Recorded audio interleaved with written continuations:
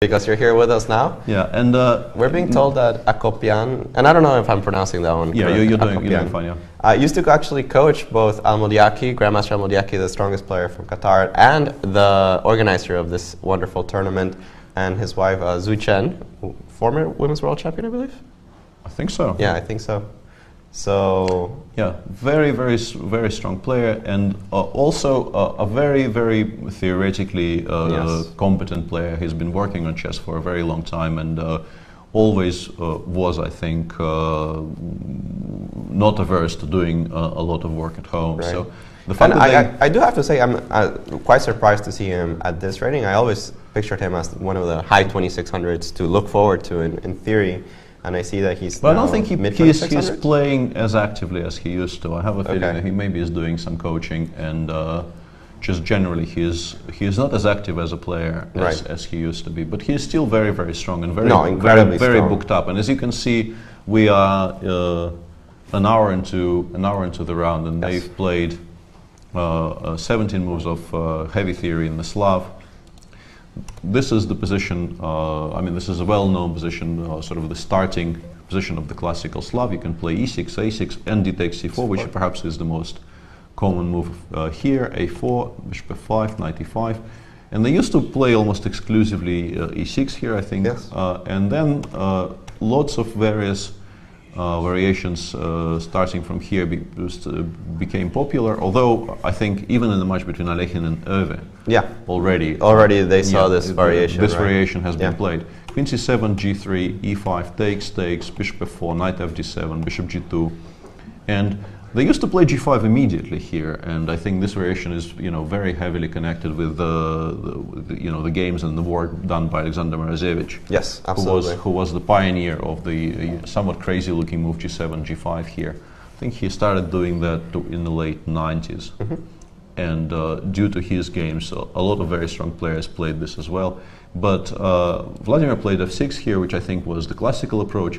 But after castles, in the Alekhine days, people would play bishop e6 or bishop e7 or rook d8, whereas Vladimir followed up by playing g5 anyway, which is somewhat curious, but I have to say I haven't really been following the state of theory in this line, so I can't say if this is,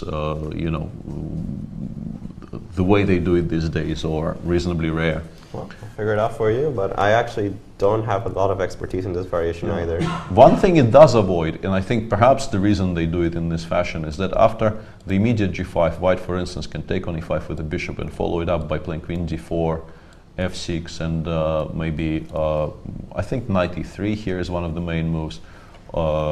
And if you start by f6 and play g5 here, then doing the same will not be possible.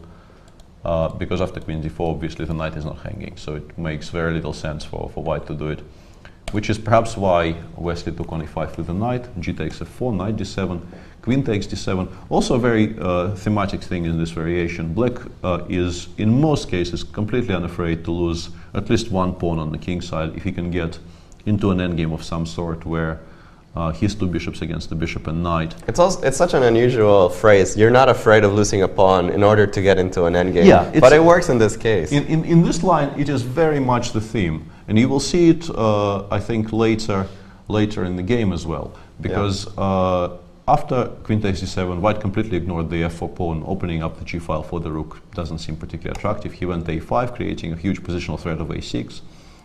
Akopian replied by taking on g1. Just to slow you down a little bit, actually the move h takes g3 from my database seems to be a novelty. People used to play... There's two games that I can find only. Arian Pari, who just became a grandmaster from Norway, and Svane Rasmussen? Rasmussen. Yeah, Rasmussen. They both have taken on g3 with the f pawn. This is curious. I was wondering if it's possible to even play a6 here, but that's probably way too wild. A little too much. Way too wild, yeah. And fg3, yes, it does help white in a sense that it opens the f file for the rook. But on the other hand, you ruin your structure, and once again, black doesn't really care about the f6 pawn. I'm not sure what the reply in those games from black was. They both played a6. Yeah, but that's what I want. That's what I wanted to say. Something like a6, queen d7, bishop d7. Rook f6, whoops, that's a misclick, obviously, rook takes f6. is not something that scares black in this line. I don't see the. I wouldn't be particularly scared, and we're actually following the variation that happened in Ariane Tarja versus Tamas Banush. Yeah, and black actually won that game. Yeah, I think just looking at this position after the possible bishop g7 for us. Yeah. I don't know what he played, but if black finishes his development and starts attacking all those pawns on the queen side, the extra pawn, especially now that white has broken up his structure on the king side and has those split pawns, and the e-pawn is feeling very alone on e2. Absolutely. It will be very hard for white to develop any kind of a pawn storm up the board on the king side, whereas his weaknesses on the queen side will be quite keenly felt, which I think is why ag3 is a very reasonable novelty here. Vladimir replied after a 22-minute think, which perhaps indicates that he also felt f takes g3 is the main theoretical line. He took on d1 and played a6. Wesley played rook d4. Now you were mentioning earlier that black's unafraid of losing a pawn into getting into an endgame. He didn't lose a pawn, and he got into an endgame. What does white have? Well, compared to the previous positions, white has a much better structure on the king side, and also, as you will see in a second, your statement that he didn't lose a pawn is perhaps slightly optimistic, because after rook d4, which is what Wesley played here, Vladimir played rook d8, once again offering up the f6 pawn on a platter. Okay. He felt that relinquishing control over the d-file is much more catastrophic for him here than sacrificing on f6. So he went rook d8, and in reply, which is, once again reinforcing the same point, Wesley continued fighting for the d-file instead of going for the f6 pawn, at least for the time being. Mm-hmm. Some Grandmaster Christian Kirilla seems to be pretty happy with the openings. We have a Grunwald and Nider from top two boards, and he says a wild Slav about to turn into a theoretical massacre on the third. I think he must be a Wesley supporter. Well, they do live in the same country at the very least. Because this doesn't really look to me like a massacre of any sort, to be honest. I can take on d4, play maybe bishop b7 even. Not even sure why white's better. Probably knight e4 d6 is the plan. Okay. To be fair, the tweet was 50 minutes old, so perhaps then we're not we're not in that territory anymore. I have a feeling knight e4 d6 is almost the only active plan I can think of, but it doesn't feel catastrophic to me. No, it feels... And I could maybe even continue playing in the same fashion, continue offering you this pawn by playing bishop c5, rook f4, let's say bishop g6, but once again, knight e4 is slightly awkward here. Rook takes f6, rook f8 wasn't really bothering me at all, because you almost immediately get the a5 pawn. Yeah, if I get the rooks off, my next two moves are bishop b4 and bishop takes a5, and right. I should not be worse at the very least as black here. Yes. I have a feeling this is just fine. But yeah, knight e4 is slightly awkward. Although, how bad can this be with the pawn on a5, which will be a source of constant worry for I was just wondering, it's a little unpleasant, for example, for the bishop to get to f5, but I mean, is it really that bad? Takes, I don't know, I will put it on f7 to sidestep potential checks along the e-file, but also king e7 doesn't seem horrible. Yeah. Yes, I would probably, It's a position where I think I would take white, but I wouldn't be that scared as black. No, so much material has come off, and there are so many potential targets on the queen side that as a black player, you would probably feel that you should be holding this. Yeah, at least most of the time. You should be holding this. So let's wait for Akopian's decision on this Vladimir to choose a move here. He can also play, I think the reason he's still thinking is that he can play bishop e7 here. Yeah, of course. And ask a similar question without committing himself to this exchange immediately. But yeah, Wesley seems very confident, and also he reached this position with an hour and 17 minutes left, which factoring in the time for walking around, which I suspect he's done some of. Yeah, you would expect after an hour of play. Yeah, this probably indicates he is still well in his preparation, and that probably means he analyzed this endgame quite accurately and feels it gives him good winning chances. But it doesn't feel tragic. No, not at all. It doesn't feel tragic for Akopian at all. So, having covered that, this is a bit surprising to me, to be honest. Yeah, this one is disappearing. Yes. We left it somewhere around here, And Akopian did play what I thought was the most natural, takes, bishop b7. Wesley did reply with knight e4, which is also what I expected to happen. Right. Takes, and here I very much like the move Vladimir made. He, once again, in the same theme as with everything we've discussed previously, Black completely ignores the fact that h7 will be hanging and goes rook g8, because activating the rook along the fifth is just much more important. So but I'm very surprised, because I thought this was forcing a draw immediately. But then I thought, how do you react to bishop f5? I was thinking rook g5. e4? Rook takes g3. Ah, yeah, this is probably what he missed. And I definitely missed exactly that. Because I thought if I can establish the bishop on f5, right, cutting the rook off from the fifth, then I can start doing, for instance, what he did in the game. Because Wesley, after thinking for a reasonably long time, almost half an hour, he played rook d3. And this would have been an excellent positional idea, transferring the rook to b3, but Black is just in time to block it off. And they've exchanged the rooks here.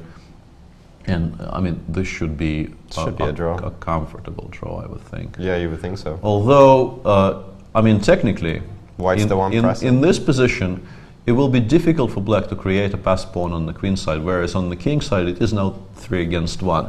So I have a feeling we could be wrong about this. I mean, in a sense that I'm not suddenly saying White is winning, but I think the game will continue, and it will continue for a while. Yeah, in the sense that White's going to be the one pressing. Yeah, even if we don't think that he might be successful, he definitely has some chances. It's not a dead draw.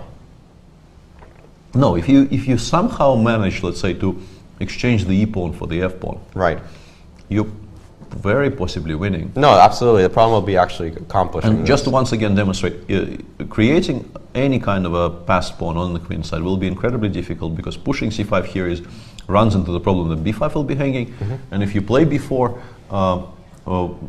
once again, let's say go king g2. If you play b4, c5, c4 is impossible. c4 is covered. If you play b5, once again b5 will be hanging. So this endgame is less drawn than I thought initially. Right. So we'll keep an eye on that, but let's not cover it in too great of a detail, because those are difficult and require. The production team is always watching all of the boards. We have a lot of boards in this tournament that we're covering, and sometimes we don't pay attention to the relatively low. I'm going slightly crazy there. So and Akopian, it actually progressed in pretty much the fashion we described. Yeah. Black had to give up a pawn on the queen side to completely eliminate the queen side. Yeah. Whereas White on the king side managed to exchange not the e pawn, as I was saying, but the g pawn for the last f6 pawn. We left it somewhere here. So now f6 pawn is gone, the g pawn is gone. Black has only 1 on the queen side, and White has 2 on the king side. I think if the e pawn reaches e5, in most cases it will be winning. But Black is trying very, very actively to prevent that. And these are not the endgames I understand very well, I have to say. They're quite complicated, and even though they seem relatively simple, only a few pieces left on the board. Yeah, these are not the endgames which are my specialty. It's actually it's actually an endgame that's on your table basis if you guys have it, unless I'm counting wrong. No, this is correct. Yeah, you can actually ask an engine. But for a human, it's not completely obvious. Obviously, White's the only one pushing, but it feels like it should be a draw.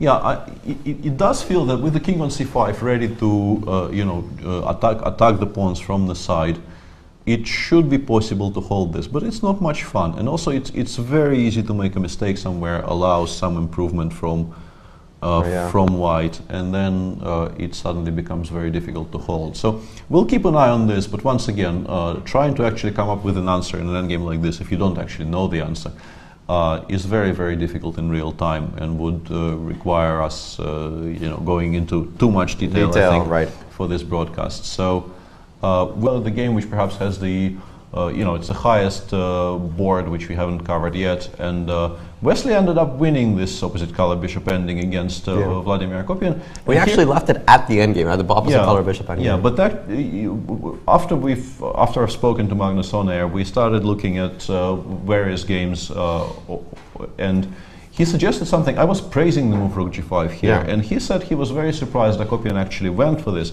He said, why not simply go rook g7, meet rook b3 with bishop d8, and sort of ask White what exactly my problem is. Right, simply attacking the a5 pawn, reinforcing the problem. Yeah, you cover all of your 7th rank pawns, you attack the a5 pawn, and It seems like this should be reasonably comfortable for black, and as usual, Magnus at a glance manages to spot something which is quite important in the position. Whereas the endgame, they eventually got in the game. Once again, I'm not sure if it's winning already here, but it was winning towards the end, and I'll just show you the conclusion of this game. White drives away the bishop from e3, goes king e5. Do you feel that this is one of those positions that with the pawn on the b file, it's actually more dangerous for black? Like if you manage to ignore this pawn, maybe you can set up a defense with the bishops? No, I'm pretty sure Vladimir knew that he has a better drawing chance if he gets some kind of a setup. Just dropping the b pawn, but getting your pieces into correct positions would be a better bet for him. But here, I think his bigger problem is not the b pawn, but the fact that his king is cut off. He would like the king somewhere around f6, and then he would probably hold it. But the king is on c5, cut off from the running f pawn.